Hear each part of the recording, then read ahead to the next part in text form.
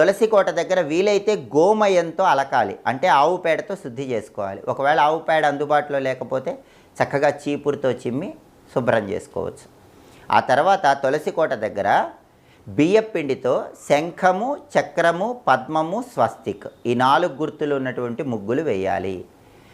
ఏ స్త్రీ అయితే క్షీరాబ్ది ద్వాదశి రోజు తులసి కోట దగ్గర శంఖము, చక్రము, పద్మము, స్వస్తిక్ ఈ 4 గుర్తులు ఉన్నటువంటి ముగ్గులు వేస్తుందో ఆ స్త్రీ విష్ణుమూర్తికి ప్రీతిపాత్రురాలైన భక్తురాలు అవుతుంది. విష్ణుమూర్తి అనుగ్రహం ఆ కుటుంబంలో వాళ్ళందరికీ కలిగి సర్వ సంపదలు సిద్ధింపజేసుకోవచ్చు.